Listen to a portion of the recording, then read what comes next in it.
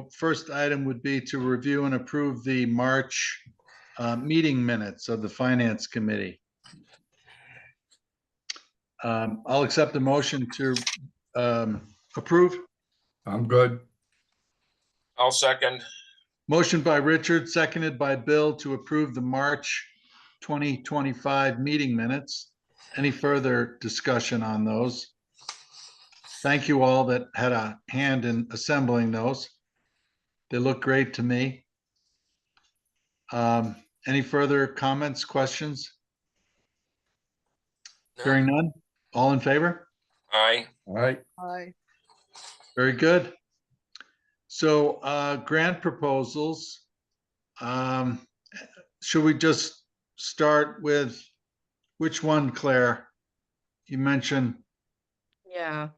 So the first item is the Otter Creek MOU, and Michelle's going to join to talk about that since it involves VACD. And since she's been the one to have a lot of the conversations with Otter Creek over the past month or so, but she's in the rural caucus. She's testifying in rural caucus right now, so she doesn't think she'll be able to join until about 9. So I would just suggest we move that to the end of the grant section. She should be able to join by then. Sounds good. Great. So then and Emily, does that work for you timing wise? Okay, great. So then we'll get started with some of our other grants, and the first up, I guess would be, sorry, I'm pulling up the agenda. The RFA update for Ag CWIP. Emily, do you want to get into that? I don't think there's a ton to update other than that it has been approved by this committee. So we will be sending that out this week is my plan. I'm getting ready to go on maternity leave anytime now. So my plan is to release that before I go, and then give folks plenty of time to write their applications, and then we'll jump right into reviewing once I return. So other than that, I don't think that there's much to add. Emily, I just have one. I know that this is just a typo. It's not really a typo, but there was a word in the first paragraph. It was something like, I don't have it in front of me right now, but it's something like I'll look for it and let you let you know. Okay. It's something like I just don't think it's really a word. It's like author is, I don't know. I'll try to look for it. Okay. All right. Thank you.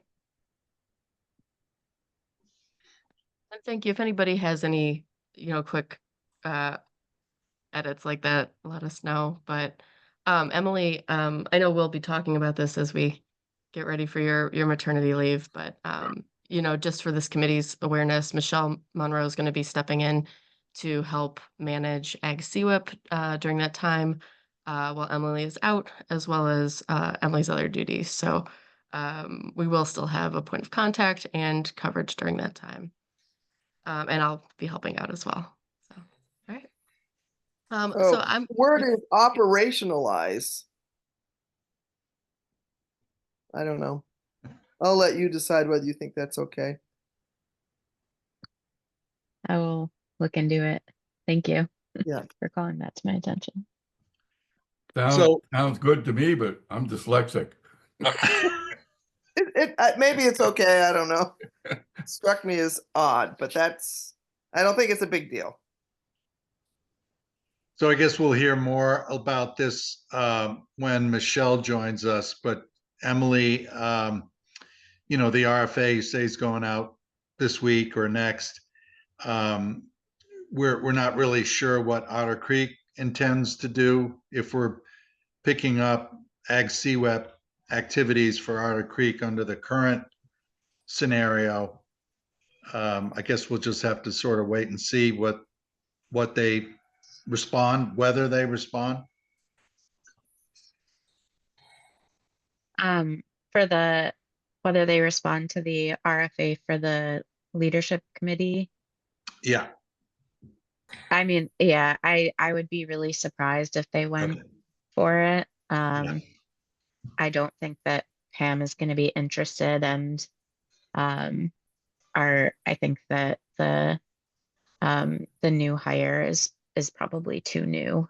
yeah, But I guess we'll cross that bridge when we come to it in the review process. But I would be very surprised if they went for this particular bucket of work. okay.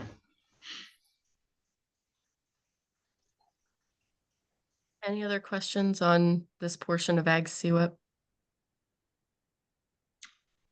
Okay. Emily, may the force be with you on your impending new assignment, Yep. imminent new assignment. Good luck with all that. Yep. Thank you. I'm due on the 2nd, so it's any day now. Yeah. We'll all be thinking of you and reaching out to support you. So, if there are no other questions on this item, I'm going to shift to the DEC Enhancement Design and Implementation Block Grant, RFA. And I'm going to share my screen for this. Just a reminder, this grant it's through DEC. It's funded by the Clean Water Fund. And it's intended to support things like culvert replacements, floodplain restoration work, lakeshore work. And before Lena's not able to join us today, so I'm presenting this, but we did, before she went on leave, she released an RFA and got applications back, and we had quite a response. So here's the response that we have. None of these have been reviewed yet, so this is why this is just an update item. In a future meeting, we'll be asking for approval for some of these, but these are all still in review. But just to keep you in the loop, we received a request for about $2.3 million. We had, of that, not all of it was eligible. Some of that was for dam removals, and we're reviewing those on a case-by-case basis. Because some portion of the project might be eligible, even if the dam removal itself is not eligible. So a total request of 2.3 million. Of that, total eligible expenses, sort of uncomplicatedly eligible expenses, about 1.2 million, and we released a total of 1 million. So we won't be able to fund everything that we've been requested. But that said, we've been in conversation with DEC about the demand that we're seeing. And so they have that information, and they've told us, due to a variety of factors, they're going to be trying to get us more money in an amendment under this grant in July for the new fiscal year. And I'll talk a little bit about this in a second, but some of this has to do with the federal funding freeze. So we can talk a little bit about our strategy in trying to support people in light of the funding freezes. But for now, this is what we're looking at. We've got quite a good mix of projects here.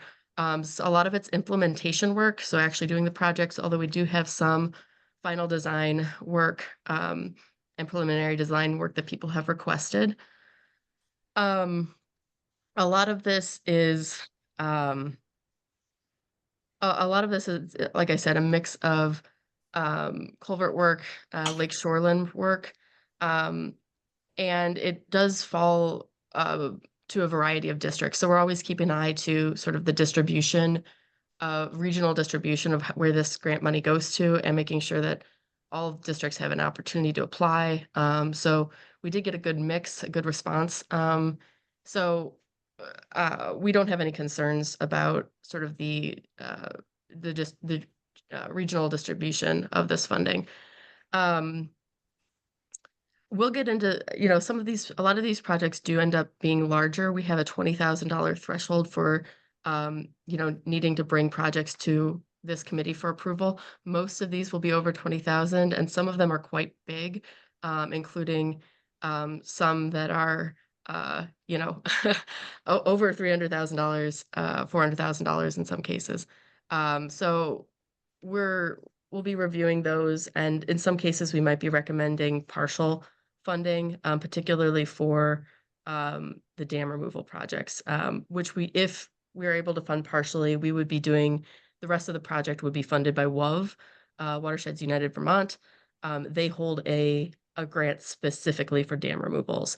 So this project, WUV will be reviewing all of these applications with us, since they also hold funding to fund similar types of projects. And in some cases, we may be splitting funding of projects with WUV. We work very closely with them to try to maximize the use of all of our funding. And they had an RFA that went out at the same time. And they likewise got far much more demand than they had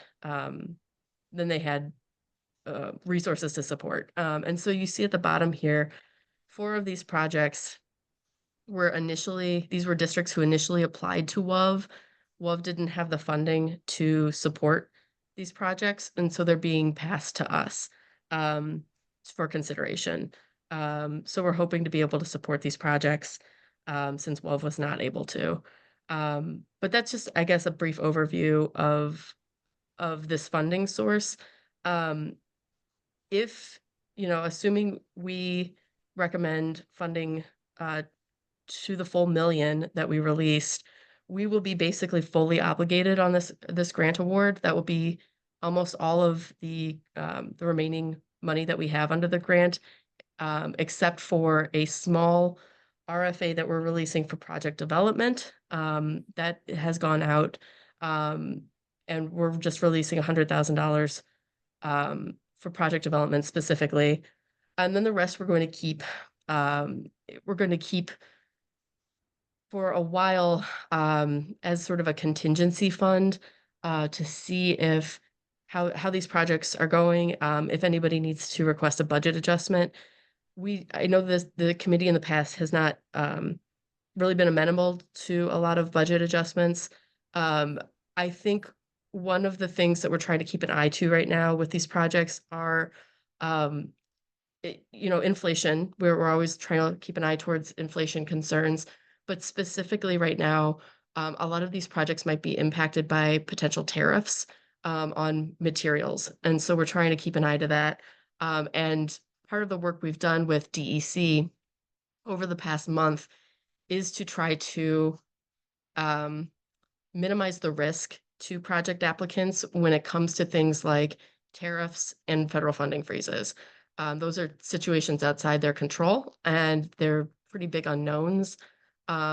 So we're working with DEC, we're working with WUV to try to standardize how we're approaching contingency in the future, and making sure that we keep enough money in reserve through this grant to be able to handle both the possibility of project budgets increasing wildly if certain tariff impacts hit, as well as if some of these projects have a federal match component, we want to keep enough in reserve to help mitigate a situation where federal funding gets frozen or retracted.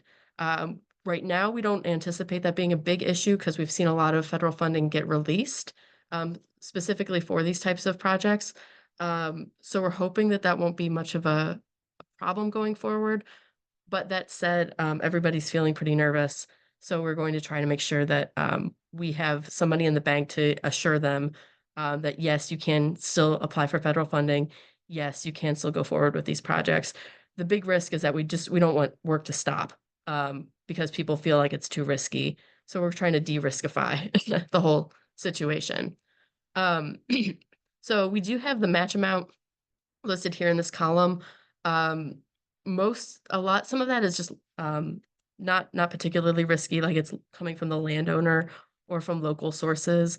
But the LCBP, these are all federal funds.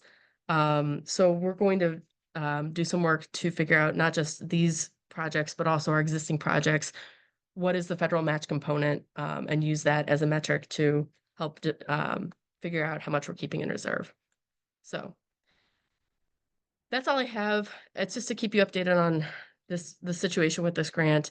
Like I said, nothing to approve today, but I'm happy to answer questions.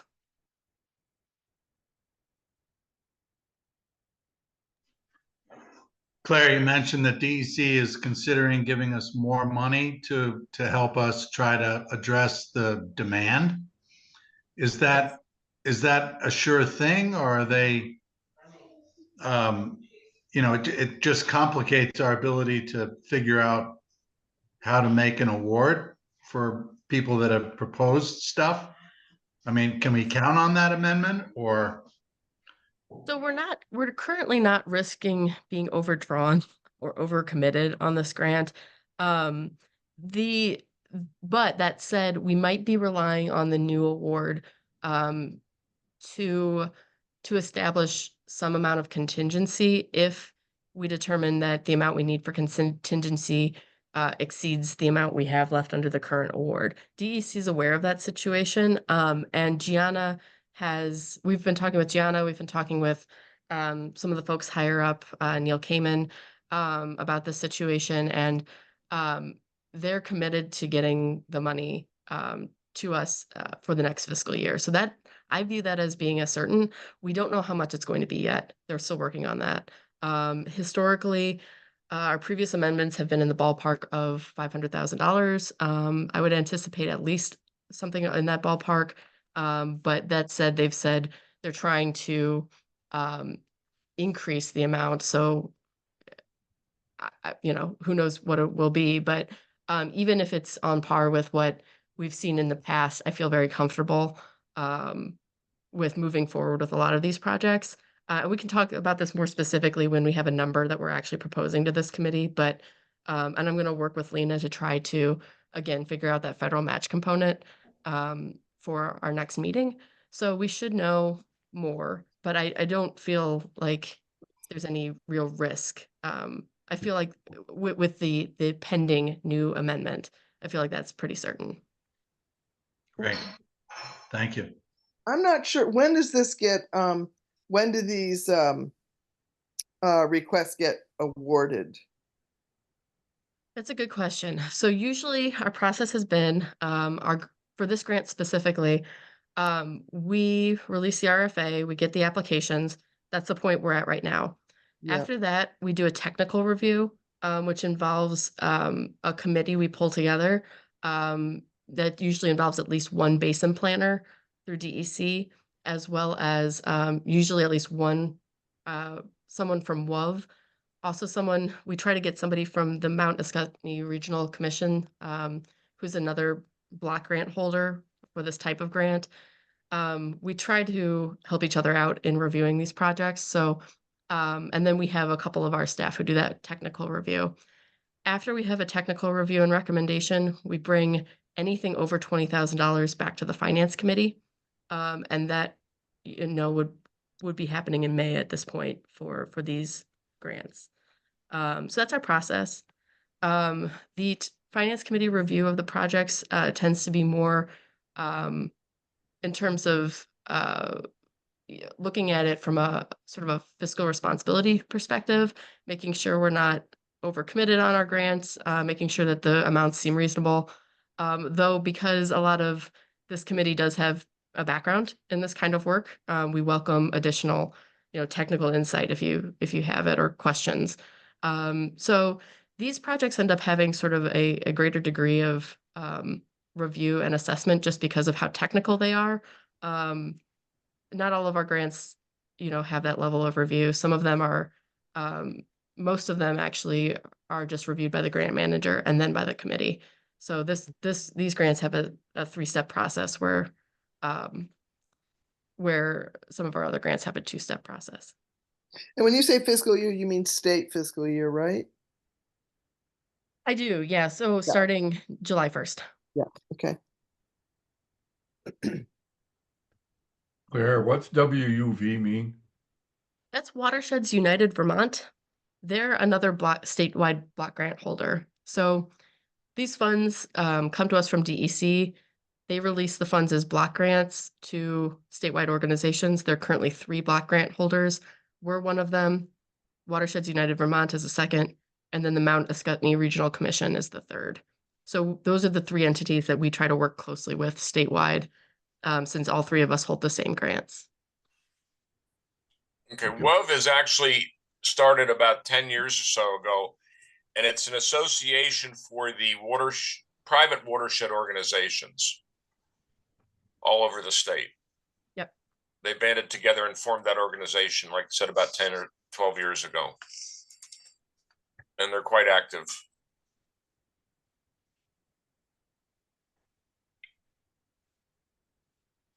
Any other questions? So the other requests are from where to where? You've got the last 4 is the Watershed United. Mhm. The other requests, the funds would be coming from.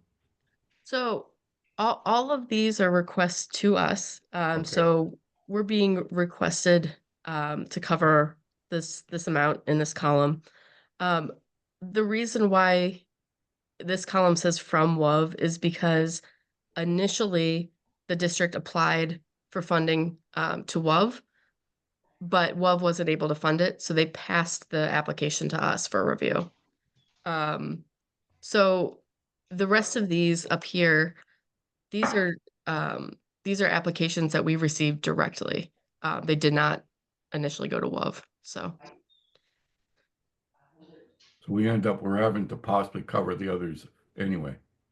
Potentially, Yeah. but it's a little bit of a, you know, there's one way to look at this that because we have 3 block grant holder, statewide block grant holders for the same type of funding, there's sort of conceptually this sort of idea that, you know, RPCs apply to MARC or to the Mount Ascutney Regional Commission, districts apply to us, and watershed groups apply to WOV.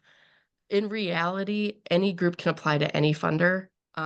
So that's why these 4 districts down here first applied to WOV, because they can do that under the grant. And WOV just didn't have enough money, so they then turned around and passed us the applications. And we're hoping to do that more in the future, sort of pass applications back and forth between these block grant holding entities, because it's much more efficient for the applicant.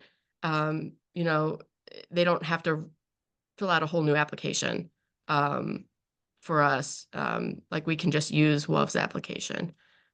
So we're hoping to, you know, do that kind of application passing more in the future. So if we're maxed out, somebody else may be able to pick up the grant. potentially, the Mount Ascutney Regional Commission just released an RFA. So we might, if we're not able to fund something fully, we may be able to pass on some of our unfunded projects to them. Yes. It gives applicants multiple chances to get funded, so.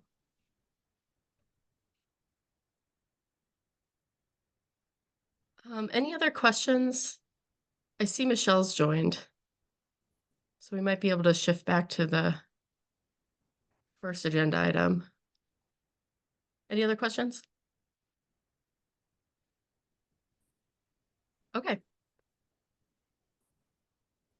Rick, if you're okay, I would go back to the first agenda item, the discussion of the Otter Creek MOU.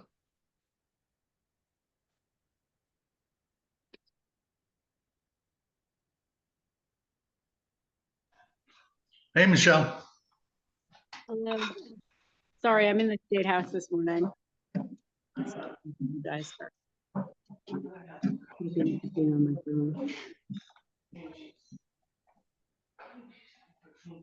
Not a problem. So we just wrapped up talking about the DEC enhancement grant. So I think we can go back to talking about the MOU.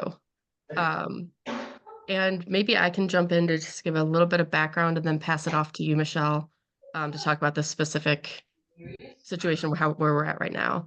But this, so this relates to our Ag CWIP grant, and Emily can fill you in a little bit more about where we're at with that. But in general, Ag CWIP, it's intended to cover a wide range of agricultural activities that are tied to clean water. It's very broad grant. It's very flexible grant. Districts use it for a lot of different things. But that said, we do have specific performance requirements under it. Addison County, Otter Creek is a very heavily agricultural area, and there has been a long history of demand for more agricultural services in that region. We've been in talks with the district for years, trying to see what their interest is in expanding their programming and expanding their services. And it's been a little bit of a challenging situation. So right now, there's a general sense that there's a lot of unmet need in Addison County. We've heard that from our partners, from the Agency of Agriculture, as well as UVM Extension.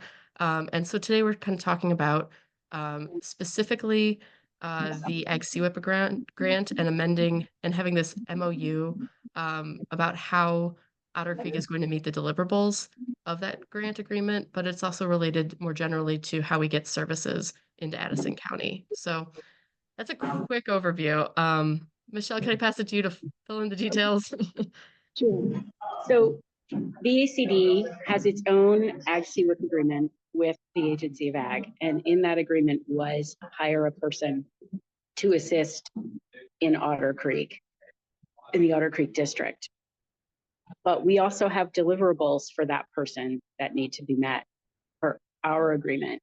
But Otter Creek wanted to have some of that person's time. Their name is Rory. They wanted some of Rory's time to also go towards their Ag CWIP agreement. And I said, well, then you're going to have to reimburse us. I'm not having an employee of the ACD do work that meets Otter Creek's grant deliverables without some of the grant funds coming to the ACD to pay that person for the time involved. And I think that this is a way of also producing some accountability for Otter Creek. So we have agreed to split the grant, the Otter Creek Ag CWIP grant, into 2/3 will come to the ACD to fund the work of the agricultural specialist that the ACD has hired, and 1/3 will go to Otter Creek, and the deliverables will also be split 2/3 and 1/3. And so as you've seen, the MOU outlines the key deliverables are in 3 areas. One is training and capacity building at the district, which, because there was an anticipation when those deliverables were created that the district manager was going to retire. She had said she wanted to retire. That retirement was delayed. Now she's less interested in retiring because her family's financial situation has changed. So she is not wanting to retire, but we still now have 200 hours of capacity building and training time that were set aside in anticipation of needing to train a new district manager. But we're going to take some of that time and use that to train Rory. And then they also have to provide, in the terms of their agreement, over the next year before the end of the agreement in June of 2026, they have to provide 4 workshops for farmers. And at least some of those have to be something that will allow the farmer to get water quality credits. So Rory is going to work with UVM Extension to create those workshops. Pam will play a supporting role. She's the district manager in helping with the logistics. And we would split any costs associated with conducting those workshops between the 2 of us evenly. And the ACD will bill council directly for that. And then the ACD will bill council directly for the share of that comes from Otter Creek's agreement. And that will be paid directly to the ACD by council out of Otter Creek's share of the Ag CWIP agreement. And then the last piece is farm visits, and those will be split 1/3 and 2/3. So Pam will be responsible for 1/3 of the visits that are required under the agreement, and Rory will be responsible for 2/3.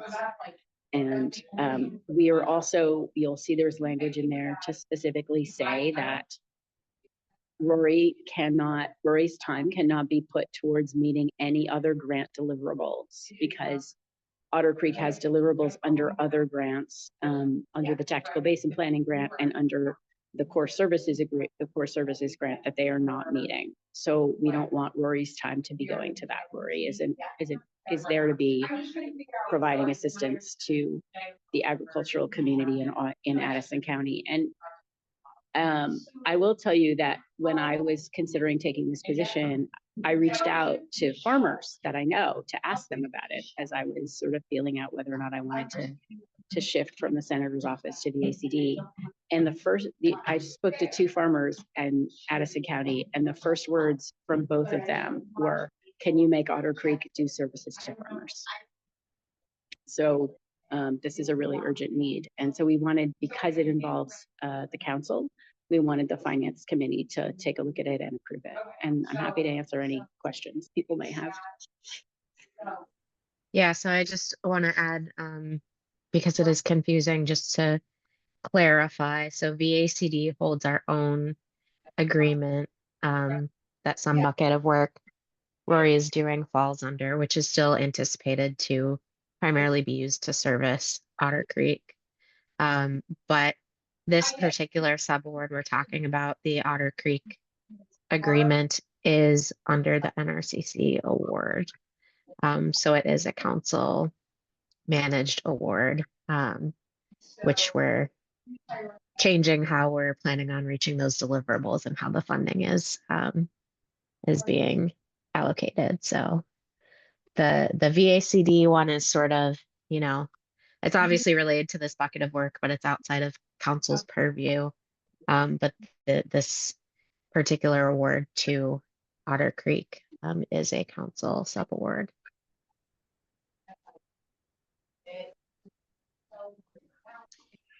Yeah, Michelle, thank you.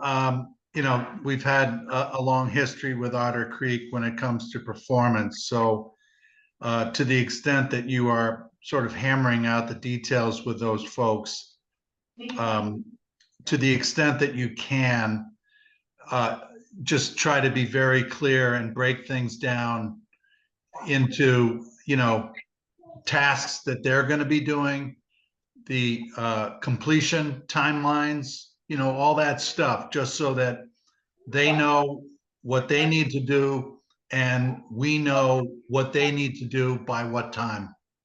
Because, I sense this thing is just a runaway, has the potential to just, no one will be happy.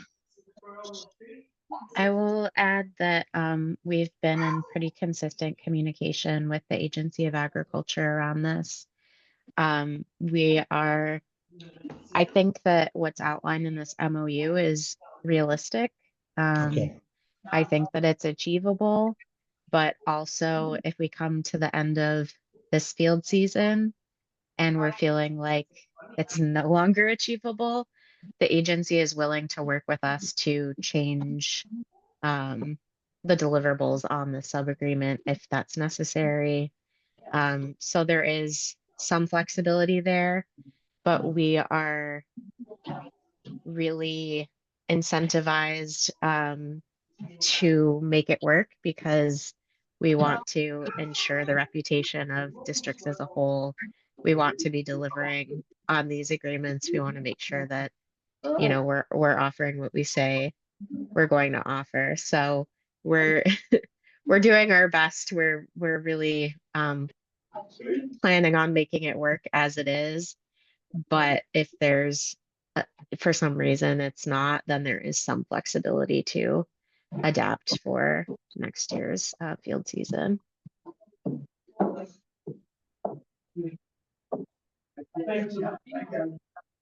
Yeah, it just puts the whole ball of wax into just this uncertainty thing, and it doesn't result in any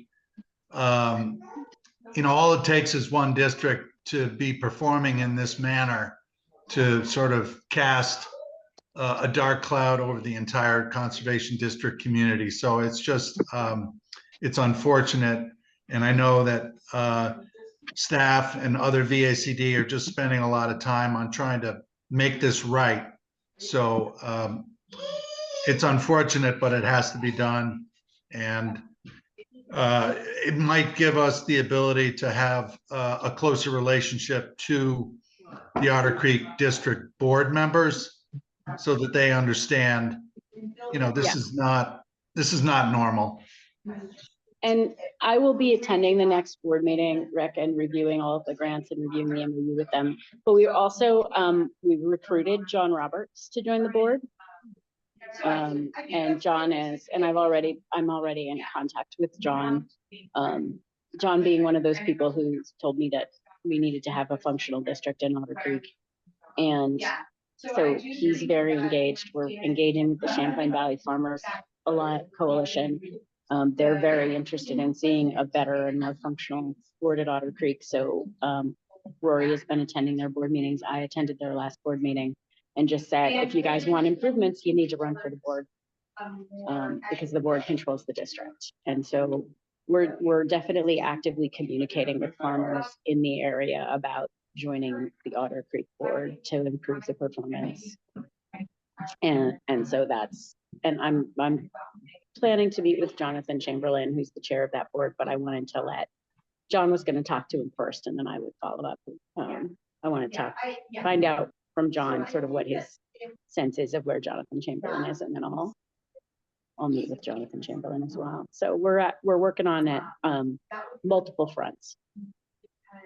Yeah, so it sounds to me like this is Kate, Michelle, we haven't met. I'm from the White River district, a board member.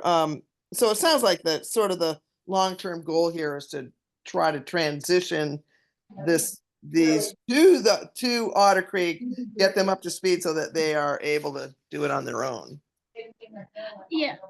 I mean, Rory is not interested in becoming a district manager. Rory's background is he's a soil conservationist. Rory is a soil conservationist. And so ultimately Otter Creek will need to recruit a district manager, and we're prepared to help them with that process. So that's one of the messages that I'm going to give the board, is that we're quite willing to manage the logistics for you of recruiting a new district manager. But yeah, they're going to need to do that at some point. But the intention is that ultimately Rory would be a district employee. At least that's the conversations we have had previously.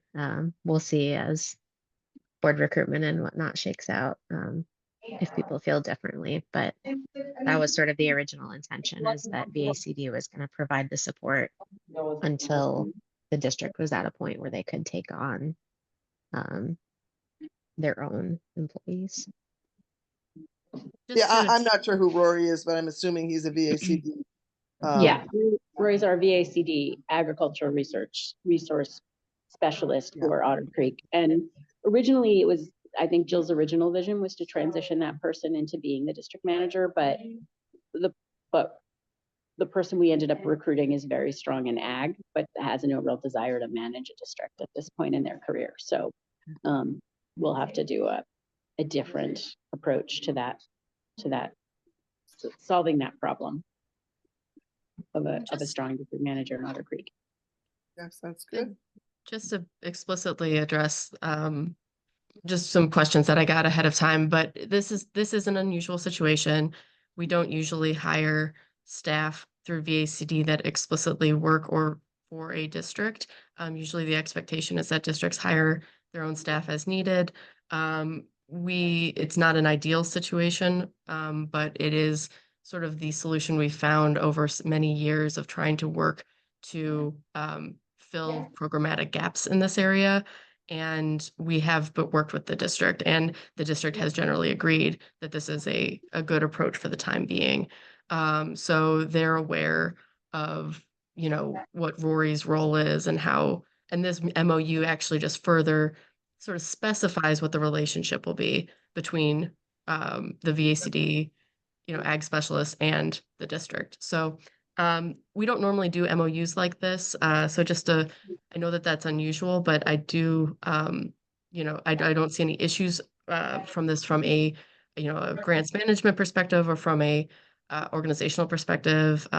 It just serves to clarify something that we would already seek to do to help with the situation. Simple question, maybe not. Why didn't they hire a DM? That district. I'm sorry, Richard, I didn't hear your question. Why didn't that district hire their own DM? Why does it fall on us? They can, it's just that I'm not sure about the board's ability to manage the recruitment process. So we wouldn't pay them, but we could assist with, evaluating applications, scheduling interviews, doing all of the logistical piece. I don't want them, they have a very weak board right now. And so I don't want them to delay replacing their district manager because they don't have the capacity to manage the hiring process. Okay, so bottom line is they've lost their district manager. No, they have one. She's just not very functional. Oh, That's the challenge. If they didn't have a district manager and we could just hire a new one, that would go a long way towards solving our problem. Right now we have a district manager who has a limited skill set and limited abilities and has been there for a couple of decades. So And ultimately she's been waffling between, we hear I'm ready to get out of here, find someone else to replace me so I can move on. And I'm planning on sticking around indefinitely. So I think that's part of the complication is the lack of clarity, which means that on the one hand, it's difficult to pull the trigger on bringing someone in, but on the other hand, it's hard to know, what scope of projects can be committed to. Is she going to be around? So that lack of clarity is so a basically we'll complicating help factor. hire a DM and then this person will be, so we found somebody, you can go. Okay, yeah, once she agrees to retire and gives us a date for her retirement, VACD is willing to help find her replacement, but our hands are tied while she's not willing to move. And so the best we can do, what we're doing at the request of the Agency of Ag and primarily is and farmers in the area, honestly, is that we're hiring somebody to do the work that she's not doing. And they're a VACD employee. And under this agreement, they have to give us some of the money that they would have used to pay this person if they were capable of hiring their own ag specialist, but they're not. I don't know if that makes it any clearer. no, it just sounds like poor management. It is. It's very poor management. It's poor management on the part of the board. It's poor management on the part of the district manager. It's absolutely poor management. And so I think the solution to that, is really that we have to fix the board issue. But in the meantime, we have to get services on the ground. And I think getting services on the ground is also part of how we fix the board issue, because it means we'll have someone in the community doing the work. And that will generate, I think, more interest in the work of the conservation district and in the board and potentially in board service at the same time. So that's kind of where we are. I mean, it's really not good. It's not good for the district system, as Rick said, to have this non-functioning district. So we've got to get services in there, however we need to, and whatever approach we have to take. Right. Yeah, non-servicing district in a very heavy agricultural area. So it's important that we, try to turn this around, but it's been going on for a long time. Michelle, I'm just wondering, for the MOU, is there any way in your view to try to tie or bring in the expectation that the board perform annual performance evaluations on the DM, so that not only they, substantiate and confirm either her performance or lack thereof, but just, sort of formalizing that this is what is expected by the board is for them to do regular annual performance evaluation. I think that we should do that.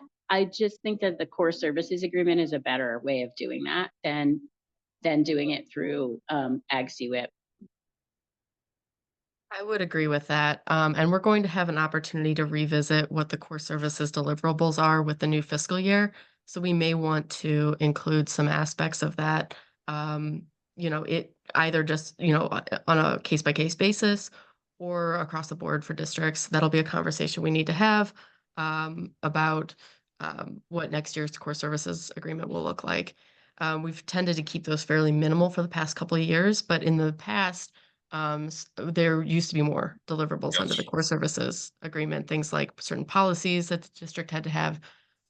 We kind of backed off that for a couple of years, but we may want to revisit that, given some of, the performance issues we have.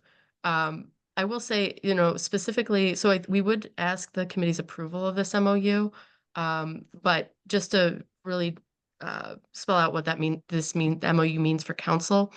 What this MOU would mean from our end is that the Otter Creek subaward would now be functionally divided between Otter Creek and VACD.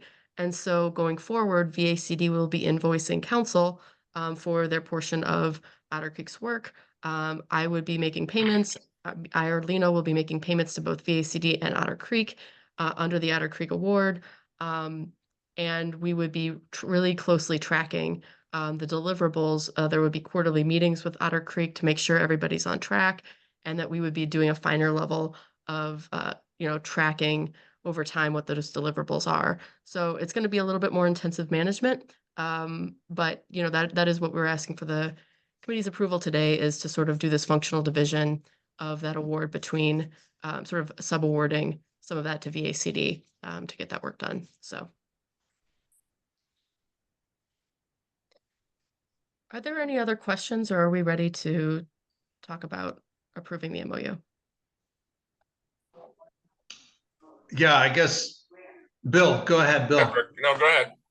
I was just going to say, if there weren't any other questions from the board or committee members, I guess I'd entertain a motion to approve the MOU between VACD and Otter Creek NRCD for the purposes as just outlined. I was going to make the motion. I still have a question.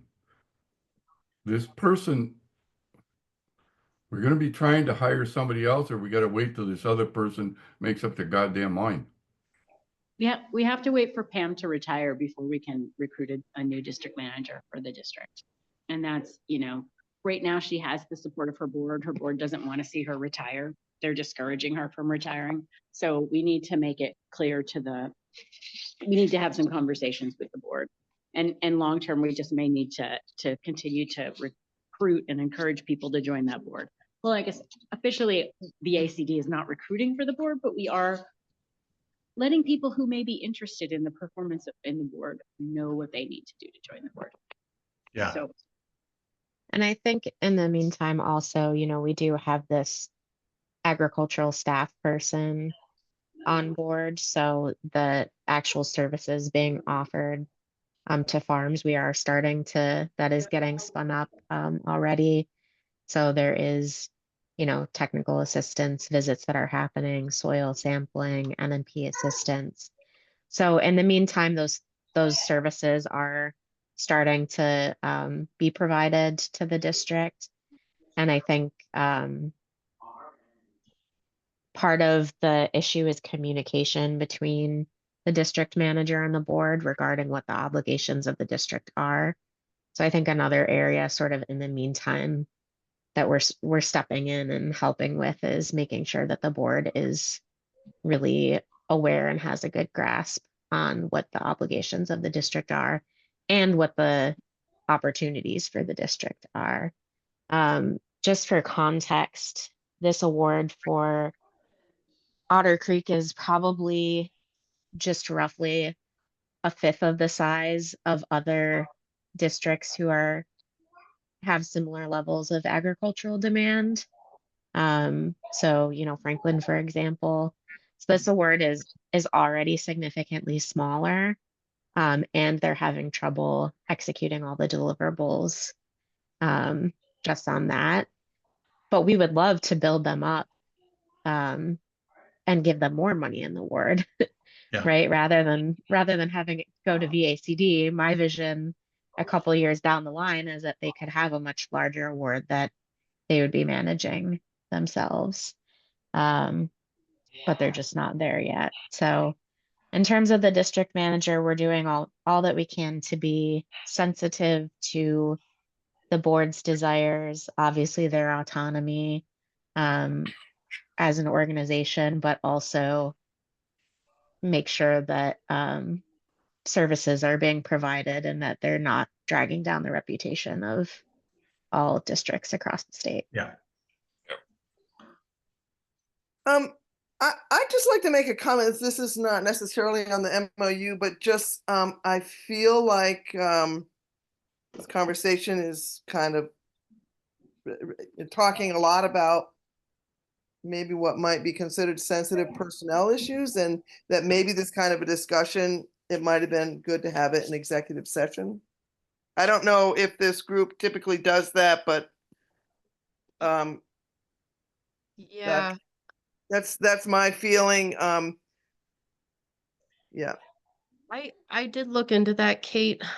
This is kind of a difficult position because Otter Creek is not, you know, they're not a part of council and their employees are not council employees.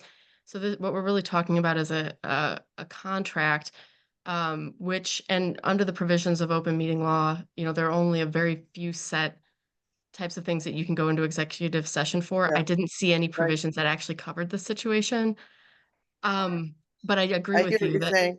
I agree with you that this is a sensitive topic, and I would just really appreciate, while this is subject to open meeting law, I would really appreciate everybody's, you know, sensitivity and discretion about this. You know, we're trying to keep everything, you know, goodwill and moving in a positive direction. So, but I take your point, Kate, and thank Yeah. you so much. Yeah, and Kate, this has been an issue that's been long simmering. And you know, we're not helping ourselves or the other districts by enabling the Otter Creek District to perform, if I can use that word, in this manner. And so now the district manager kind of has all of us over a barrel because of their inability to make a decision on their particular personal future. So if the DM wants to stay on board, then this is where we've arrived, and it's unfortunate, but the district board down there is not what it needs to be, along with the district manager. So yeah, we're dealing with personnel issues at this point, but you know, Michelle, Claire, Emily, and the conservation community down in the Otter Creek area are sort of demanding a change. So Yeah, Rick, Thank you. I really grasped the situation pretty well, I believe, and Claire and I have had some back and forth a little bit on this, so I understand it pretty clearly. I don't disagree with it. I still think we have to be careful about making comments like the DM is not very functional in an open meeting. That's my only comment. You know, let's just leave it you. at that. Yes, thank you. And so I think it sounds like we've really discussed the situation. I would say that we are due for a broader conversation about how we handle district performance issues. We don't have any set policy or procedure for evaluating district performance overall, or what to do in the case of you know, certain types of underperformance, or you know, certain types of noncompliance with various state laws and regulations. we don't have a good set policy for that through council. So what we've done is handled these types of things on a case-by-case basis. That makes it very difficult for this committee and for the board to be able to evaluate and apply any kind of solution. So this is one of the things on my list of to try to bring to the board in the future. It's I don't know if we're going to be able to make it for the next meeting, but that would be my goal.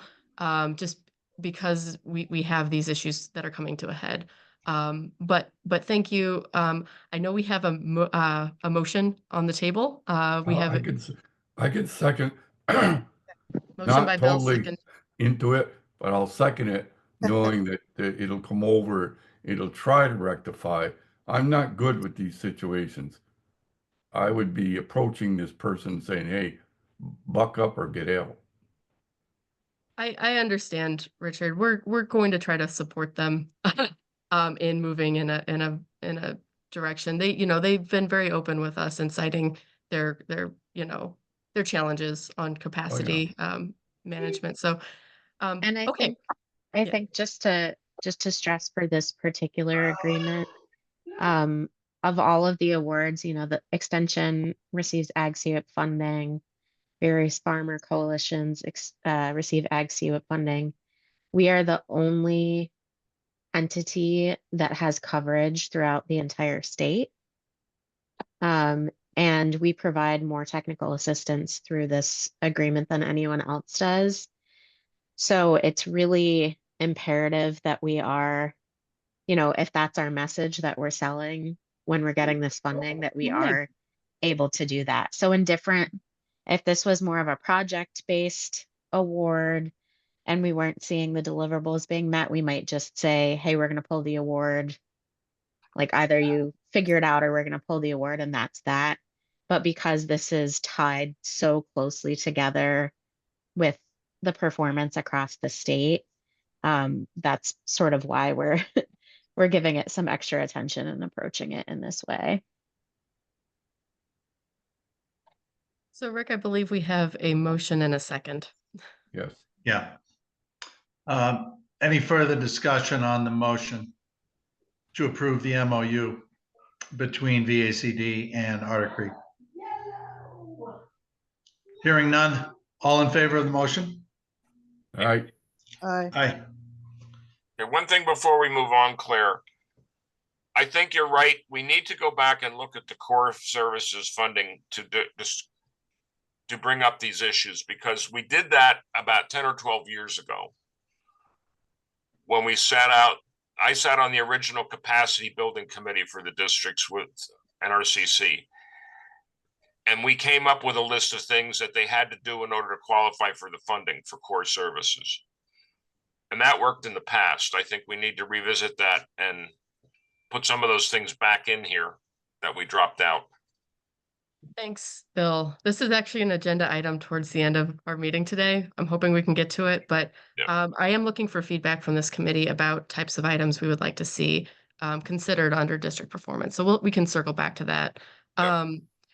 Right now, I do want to talk a little bit about our current core services award. And I'm going to share my screen again. Just to refresh the committee's memory, we had $100,000 of one-time funding that we allocated to districts, and we, based on the initial allocations, we have a balance of $6,685.09. So this money all has to be spent by the end of the fiscal year, so by June 30th. So we're at the point of the year where we really need to have a plan for how to use this money. And I have two thoughts on that today that I just wanted to run by the committee. The first thought is that we could keep this, just hold this for anybody who thinks they're going to go over budget on their award. I have not heard from anybody that's going to be the case. And in fact, I'm actually a little concerned that some people may not be able to fully expend their award. But that is one sort of bucket of possibilities, is that I simply hold this money, and anytime anybody says, hey, I don't have enough money to fund the specific items that are in their agreement, that we could do an amendment to get them more money. The second recommendation I have is actually to fund two items that we did not fund in the first round. And that is to fund the boat items for Pulteney Meadowy and Wyndham. If you add those up, that gets us about to our balance amount. Originally, the committee discussed this and decided that those were not higher priorities, but I have since heard from both districts that they don't have funding sources to fund boats or trailers other than this, that they've tried to fund it other ways, and that not having functional boats is actually holding them up in being able to meet the terms of or not being able to use grant money that they have to do invasive species removal, aquatic invasive species removal.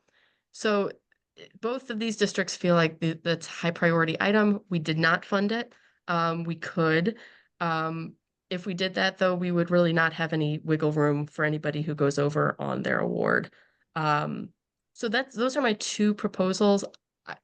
You know, our funding, our finance policy generally gives that kind of amendment, amendment possibility, delegates that to the grant manager unless it, is over $20,000 or pushes the award over $20,000.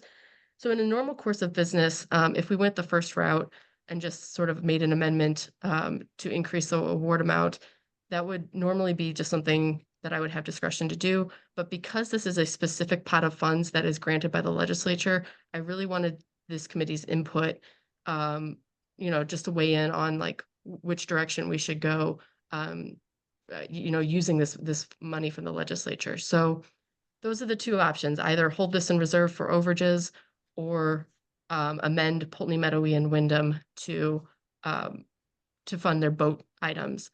I will say, of the other unfunded balances, Bennington has additional money that they can use towards this tractor. We've been in contact with them. It's actually due to not submitting some other deliverables they need to under core services. So they're not currently up to date on their core services award. I would not feel comfortable extending them more money until they get caught up on their current core services award. Franklin, this was all reimbursement for past expenses. Orleans ultimately was not able to fund their storage container. They did not get approval for that from NRCS, so this would not be fundable regardless. So that does leave White River. White River, what was not funded is a pretty large request, and the $6,000 is not going to go anywhere near enough to fund a piece of equipment. So that kind of does leave us with the boat items as fundable potentials of the unfunded balance. So sorry, that's a lot of information, but these are the two options that I see: keeping money in reserve for overages or funding Wyndham and Pulteney Meadowy.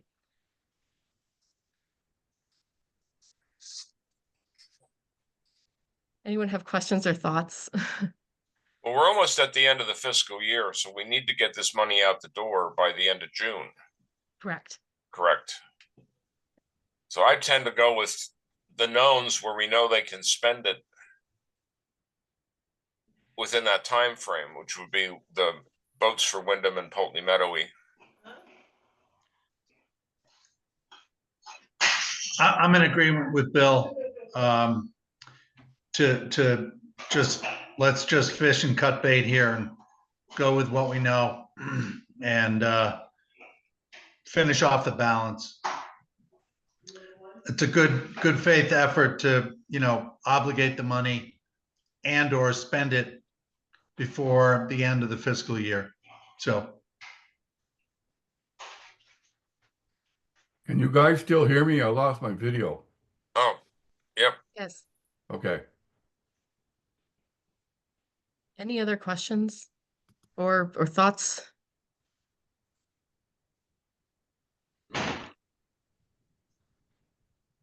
Yeah, I appreciate your time and energy, Claire, spent in trying to, figure out with the interested parties for the amount of money that's available. for the dollars that we have obligated, the $93,000 that we've obligated already, and just trying to finalize this remaining $6,600. So again, I'm very comfortable and eager to go with what we know, Wyndham and Pulteney Meadowy being the two districts where that applies, and just tie this off. Thank you. I don't know that this requires a vote.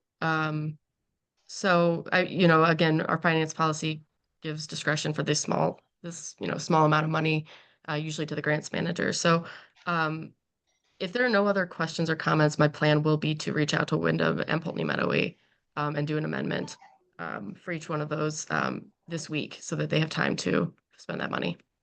Yep. Okay. Yeah, I'd let them know that we need to get it spent by the end of the year, the fiscal year. Thanks.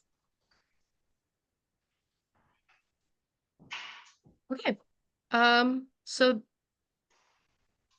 Rick, I don't have any other grants items, unless Jess or Emily, you have anything else? Okay.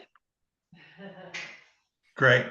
Well, we covered a lot of ground just now on all that. So I'm looking at the agenda. It's about 20 minutes before 10 o'clock your time. So I think we try to make a hard stop at around 10:30. Yes. Yeah, I'm gonna have to jump off at 10, but if we can just jump right into the administrative updates. And Claire, you. give us what you think we need to hear. Okay. Well, I did send emails out ahead of time, just to give you the background of these. The first item, again, I'm looking for committee input, is on our next steps for office space requests. As we discussed at our last meeting, ANR has, Marley at DEC has offered to help get us office space at the ANR building in Montpelier. This committee wanted me to look into the possibilities through Agency of Ag as well. I've since heard back from both agencies, and essentially they're both willing to extend us space. However, Agency of Ag does not really have space to offer. They don't have enough space for their own staff. So we would be in if we went with the Agency of Agriculture, we would be in a position of needing to share office space with their existing staff. We'd only have access to the office some days of the week, and we would be charged for the use of that space. Meanwhile, ANR has said that we can essentially have what space we need. They have a lot of open cubicles in their building, and that we would not be charged for it. My recommendation is that we pursue the ANR option, just given those two scenarios. And I've spoken with Marley. She's still working out the details of the ANR space. But essentially what she said is that ANR, because they're more than happy to help. They don't currently hold the budget line item for council, but they are a member of council. And so they kind of see this as a way to support council, and help to, reinforce council's status as a state entity. So that's where we're at. And I guess I'd just like feedback from the committee that, you're comfortable with me pursuing the ANR option. And I think ultimately we would need, before we made any final agreements with ANR, we would need a vote of the board. So I would be aiming to do that at the May board meeting. Makes sense, Claire. I mean, that's the best deal we got going I'm is good. free I'm good with space. Parking's a nightmare there, but it's still doable. It's hard to say no to free space. Exactly. I think it makes sense. Yeah, and it's not just office space, right, Claire? It's also the idea about having sufficient space for record storage. Yeah. That's honestly my biggest concern. Everybody's been working from home just fine, but I would really like to get the council records into a state building rather than my closet. So, Yes. Yes. perfect. Great. Well, I will follow up with Marley and I will keep you in the loop if there's any changes with that. There is a question, about which staff would have office space there. It doesn't seem like we're restricted. So it could really be offered to any of our staff. I think we'll be talking with our staff about who, that makes sense for. But I think for the time being, it would definitely be me and Julia, since Julia already works with our AmeriCorps member who has an office space there, and has a number of records to keep there. And Emily, I believe we'd be looking to get you space as well. So, but that won't be pressing for the time being until you're back. And then I can follow up with Jess and Lena to see their interest, but thank you.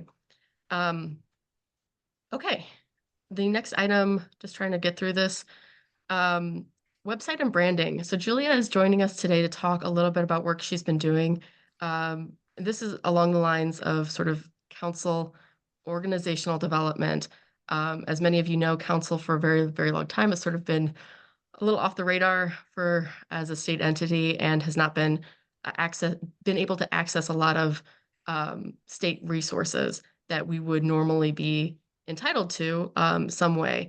And so this has been a part of a longer standing and more comprehensive push to, see what kinds of state support we can get for council to reinforce council's,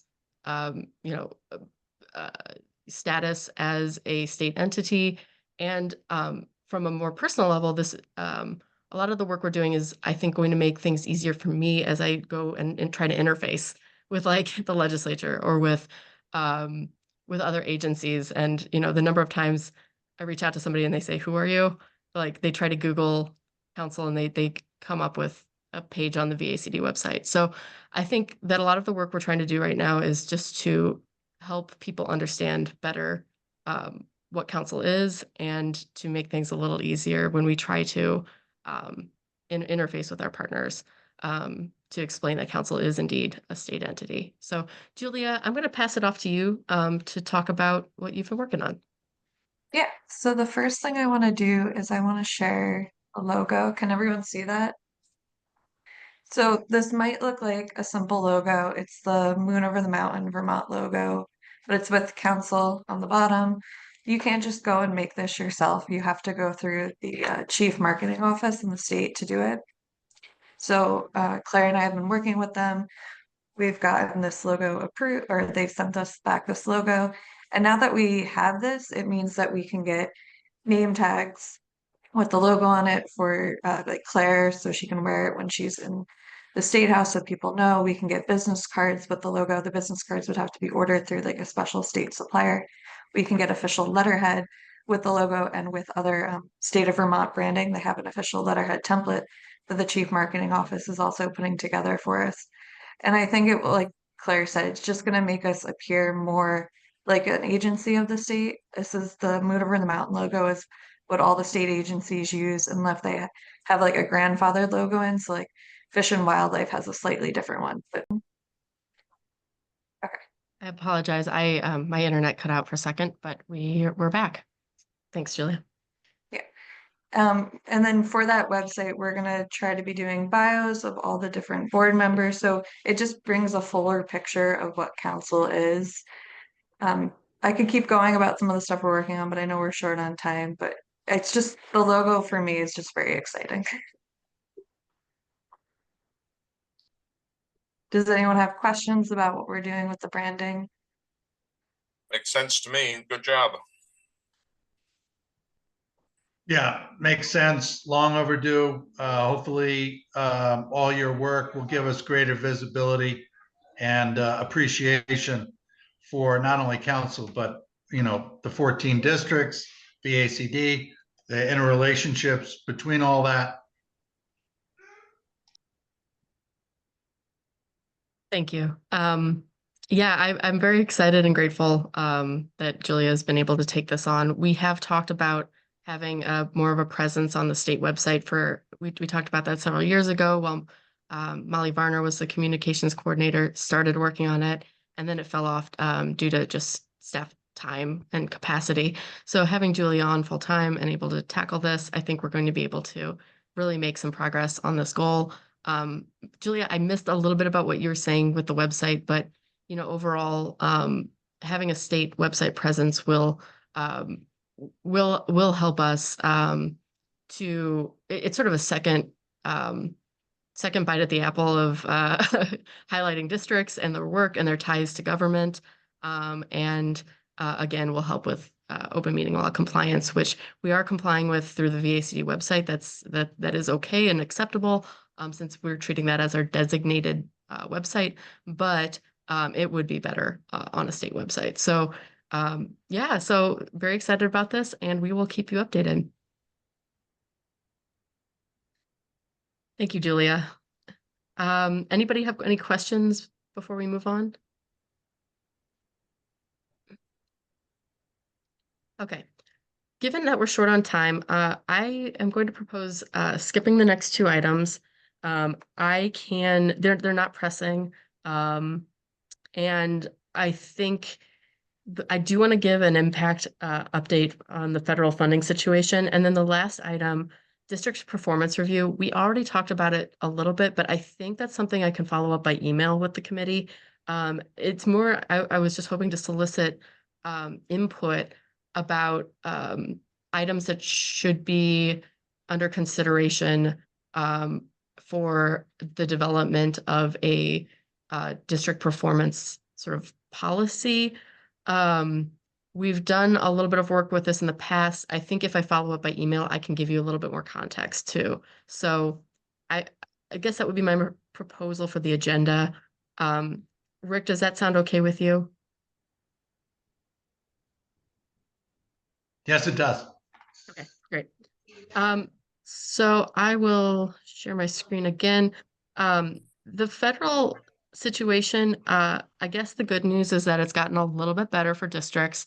Most districts that we've heard from, their formerly frozen federal funds have been released. So right now we just have a handful of holdouts.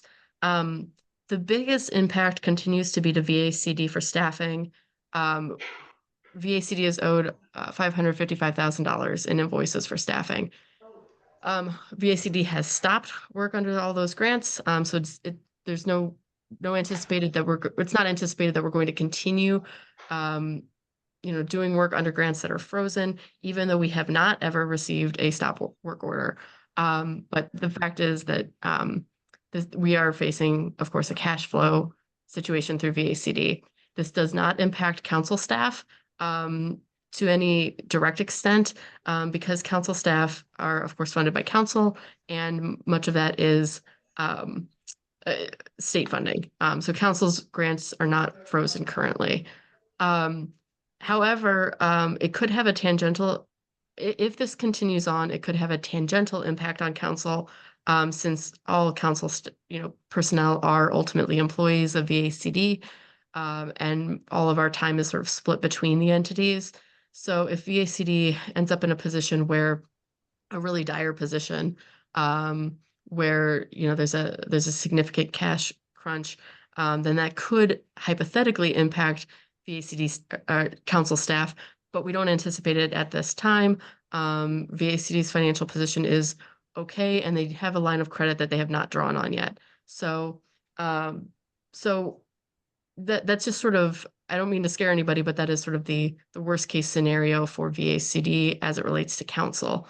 We are hopeful that this funding will be released because there has been a brand new court order, just as of last week, that ordered the release of these funds. And a conservation district in another state was a plaintiff on that. So we're hoping that will be, that will prompt the administration to release these funds specifically to the conservation district system. Of course, we have the Working Lands Climate Corps grant that was going to White River and Bennington. That is still terminated. There is still an outstanding balance of invoices that are frozen under that grant. We are hoping that, again, the recent court injunction will release these funds as well. But this is an ongoing situation. I did connect Jennifer with our state attorney general's office contact, so she could fill them in more detail about the situation and explore some options. Unfortunately, what I've been told by the state AG's office is that the particulars of the contract aren't easily there's no easily enforceable payment mechanism. So there's not a very good, a very strong legal case right now to sort of sue the core network for release of these funds. If this continues, however, there may, be remedies because, of course, White River is owed $200,000. So we're going to keep monitoring that, and I put Jennifer in contact with the state AG's office, so we'll continue trying to see what solutions are available for this situation. White River and Wyndham also have an RCPP through American Farmland Trust. We've categorized this as uncertain because hypothetically the funds should be flowing, but last I heard, invoices had not been paid. So that's another situation we're trying to keep an eye on. There was another cancellation of a grant that did not directly impact Bennington, but was we do list here because it was a significant impact to farmers potentially in the Bennington region.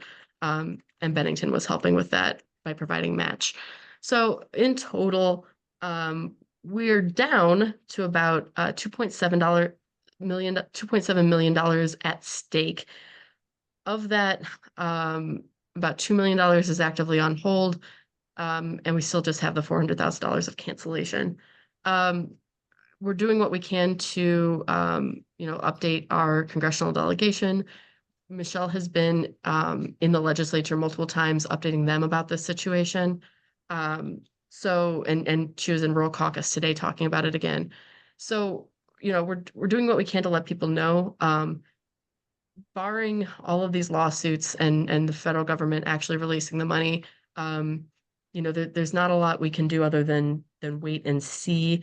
Our information may be included in a lawsuit that's out of Rhode Island, but I will need to confirm that with the AG's office next week when the person who is handling that suit is back in the office. So our information may be specifically a part of one of these lawsuits, but I won't know anything more until next week. So that's an update. In addition to this federal funding freeze, we have heard that there will be a significant impact to NRCS staffing. We don't have numbers yet, and we don't know who would be impacted, but last I heard, NRCS was anticipating losing 30 staff members, but that's just rumors. So we're not really sure yet about that impact. We should know more in the next couple of weeks, and that would be through the reduction in force efforts. There was also a concern about office closures of USDA service centers. Right now, we don't have any specific USDA service centers that we have on our radar as being at risk. The two that were previously on lists of to be let go of by the federal government, the DOJ has backed off on those, but there may be renewed efforts. So one of the things I'm working on is trying to contact the Office of Building and General Services through the state to identify unused state office space, have a list of that available so that if a office closure comes down, that we have a backup plan for every district. So that's one thing we're trying to work on. Whether or not we can find adequate space is a question, but we are working on that with Building and General Services. So, and we did testify about this situation to Senate institutions 2 weeks ago. So Senate institutions is aware. They're aware that we may come back to them with an emergency request for funding to buy offices for districts. But they did recommend we go to the Building and General Services first to explore the pre-existing options. So we're working on that. That's what I have. We're at time. So any questions about the federal situation?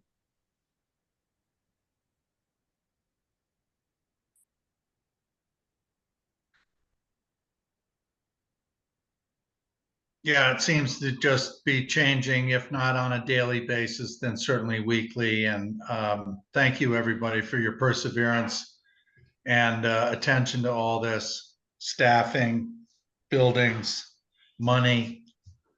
I don't envy what you're dealing with. So thank you for keeping us all informed. Well, thank you. It feels, it's not a great feeling, that we can't do more. But, we'll keep working with the state. I guess one other thing that we're trying to work on, but is more of a longer term solution, is that we're trying to advocate with the state that they create a risk pool or a risk fund, for organizations that are impacted by federal funding cancellations or freezes. So we'll keep working on that, but though they've said that that's not an easy fix on their end. So, and as I mentioned with the DEC grants, we're working with DEC. They're trying to get us more funding quickly. And we'll be working on a contingency plan through our existing grants to try to help districts if they face a funding freeze in the future. But that would be a topic for a future meeting. I don't have anything more. All right. Claire, just a quick question. You've had a lot of really helpful charts, spreadsheets that you've shared. Can I find those somewhere, or are they? I can follow up and email them to you. Okay, thank you. Yep.